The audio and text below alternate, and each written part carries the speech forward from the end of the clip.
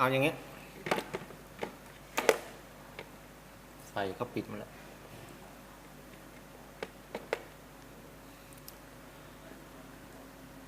อยากจะบอกว่าอะไร ผมโพสต์แรงผมไม่ได้ระบุชื่อใครนะเพียงแต่ว่าญาติพี่น้องอยากให้รับทราบเรื่องนี้ด้วยเท่านั้นเองแล้วก็ไม่ได้ไปด่าใครอะไรมากมายแต่คนที่ควรด่าก็รู้อยู่แล้วว่ามันคืออะไรผมเนี่ยพยายามอดทนทุกอย่างตั้งแต่ระยะที่ผ่านมาเนี่ยเขาเคยเหยียบย่ำผมมาตลอดเรื่องเงินเรื่องทองเรื่องอะไรก็แล้วแต่เรื่องเอารัดเอาเปรียบไปไม่ลามาไม่บอกอะไรอย่างเงี้ยหลายอย่างพวกคุณที่อยู่ข้างๆข้างนอกพวกคุณไม่รู้หรอกถ้าเป็นตัวพวกคุณเป็นตัวผมเนี่ยพวกคุณรู้แล้วจะรู้สึกแบบไหนฉะนั้นเวลาผมพูดวันเนี้ยผมพูดมากพูดเยอะด้วยแล้วก็โพสต์หลายอย่าง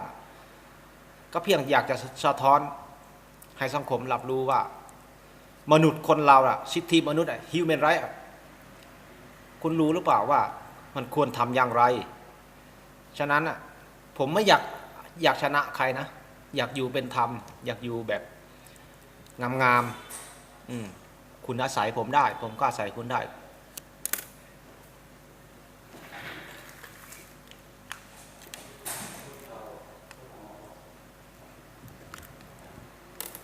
แกนู่นแต่ทางนอกนู่น05นู่นกดเลยมันเบิ่งบ่เห็นได้ล่ะติ๊กๆมันนอนแล้วนะไปโอเคขาดขั้นตอนน้อยนึงพอดีช่วงเวลาทำงานจริงๆผมมันไม่มีเวลาว่างมากแล้วนะคือ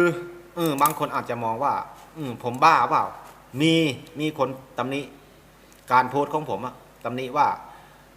บ้าและพูดมากไปแรงไปสุดท้ายคุณก็เป็นคนไม่ดีอยู่ดีโอเคก็พิสูจน์มาตั้งแต่แรกไงให้พิสูจน์อะไรก็แล้วแต่ความจริงมันมีอยู่แล้วระเบียบกฎหมายบ้านเมืองฉะนั้นอยากจะฝากถึงทุกคนว่าอะไรก็แล้วแต่ผมพูดมันก็แล้วแต่จะจับผิดก็จับผิดสิไม่ได้ว่าอะไรถ้าคุณไม่ทำตามนั้นคุณก็ต้องรับโทษตามนั้น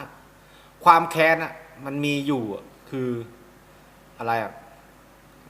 ถ้าคุณมาชำระแค้นผมก็จะคุณทำให้ผมไม่แค้นก็ผมก็ไม่อยากจะแค้นแค่นั้นเอง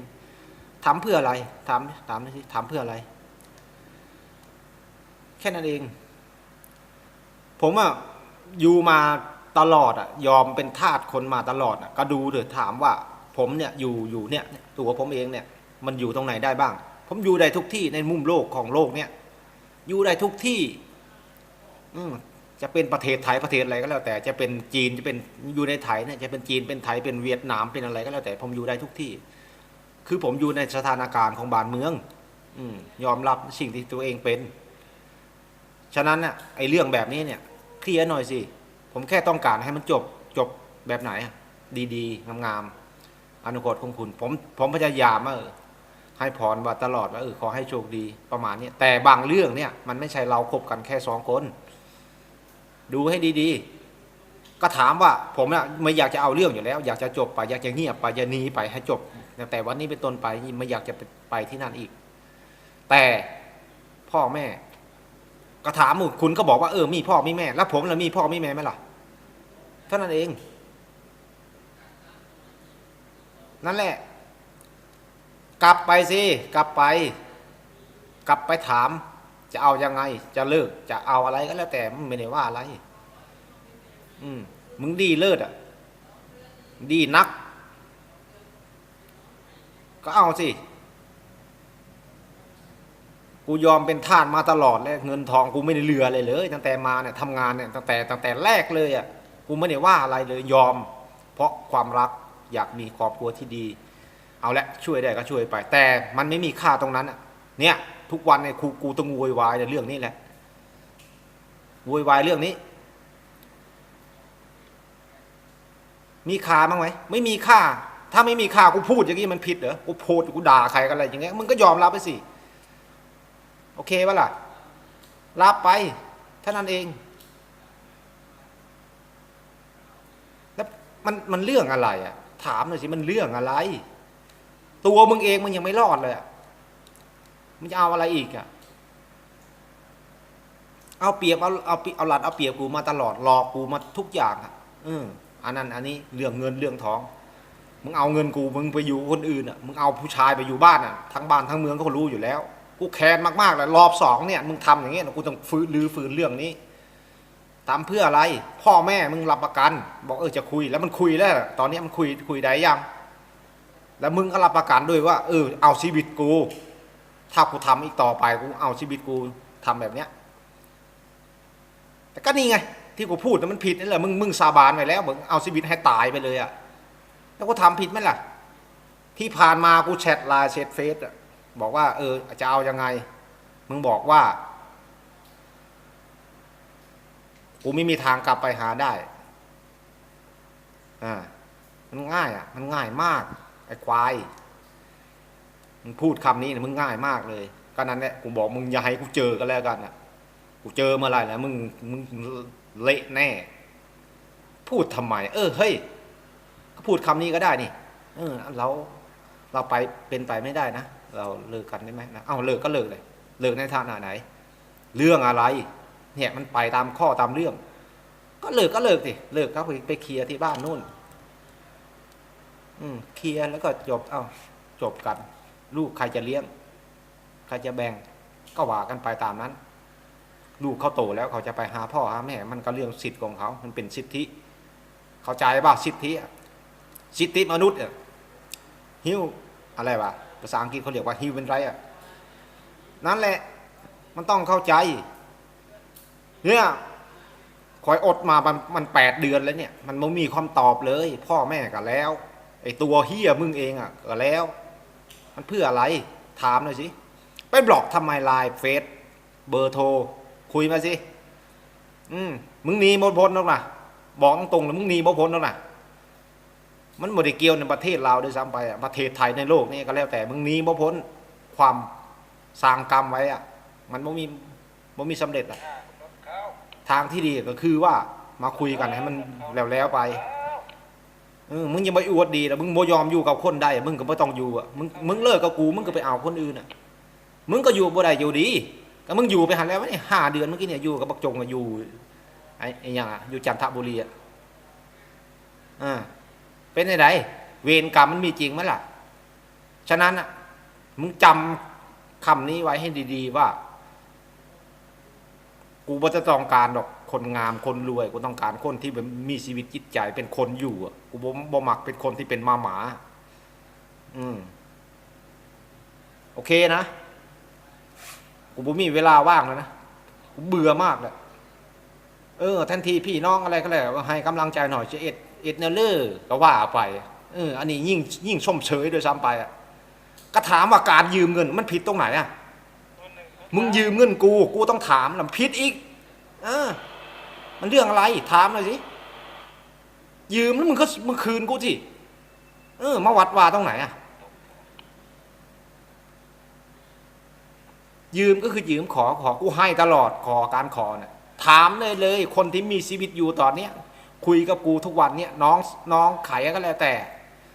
เคยคุยมาตลอดถามเนี่ยกูช่วยเขาอะไรบ้างคนที่อยู่ด้วยกันกูเคยช่วยมาอะไรบ้างกูช่วยตลอดแล้วเขาเห็นค่าไหมที่ผมช่วยไม่เห็นค่าไม่เป็นไรเวรกรรมเดี๋ยวมันก็มีจริง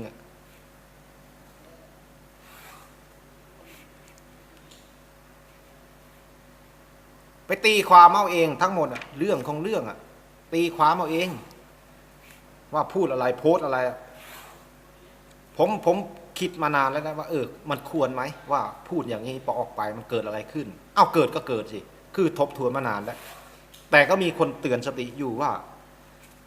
พี่พูดทำไมบางคนนะคนข้างๆคนที่รู้จักกันพี่อย่าไปพูดอย่างนั้นเลยมันแรงผมไม่ได้ด่าพ่อด่าแม่ไม่ได้ด่าใครทั้งสิ้นด่าคนบางคนที่มันใจหมาอยู่เท่านั้นเองก็คิดไปสำนึกผมโกรธมากนะผมไม่ชอบคนหลอกลวงพูดว่า5 เดือนก็คือ5 เดือนคุณต้องจ่ายคืนให้ผมเท่านั้นเองอันนี้ยืมถ้าขอผมตกลงให้ถ้าคุณขอว่าขอนะขอตังค์หน่อย500 บาทอย่างเงี้ยผมให้เลยแต่ผมมีแต่ถ้าการยืมเนี่ย5 บาทคุณไม่คืนผมแช่งแน่นี่คือความสัจจะของมนุษย์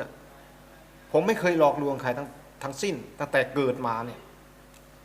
แล้วก็อยู่กับเมียคนเนี้ยผมไม่เคยหลอกลวงเขาแม้แต่สิ้นเดียวไม่เคยนอกใจเขาแม้แต่นิดเดียวเงินเนี่ยจะใช้อะไรก็เขาอนุญาตทางนั้นแหละงานเนี่ยผมทำทุกอย่างซักผ้ารีดผ้าผมเป็นหมดทำกับข้าวผมเป็นหมดเนี่ยอยากเฉลยบางทีผมโพส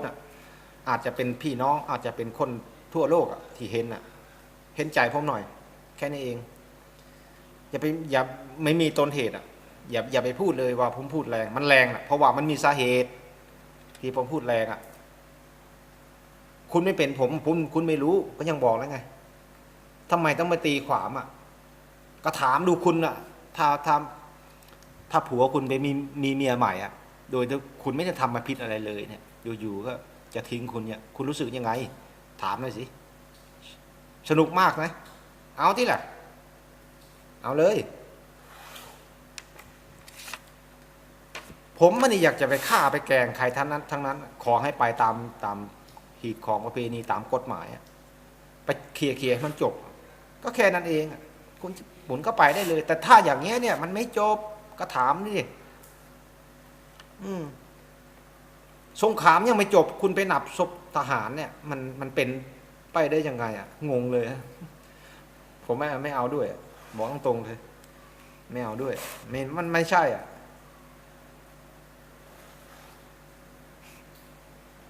ทุกอย่างเนี่ยพูดดีเสียเหลือเกินความจริงสิ่งที่ไม่ตายไอ้สัตว์แม่มึงทำได้หรือเปล่าที่มึงพูดมึงรอคนมาเท่าไหร่แล้วมึงกินคนเท่าไหร่แล้วถามมึงเป็นคนอยู่หรือเป็นหมาอยู่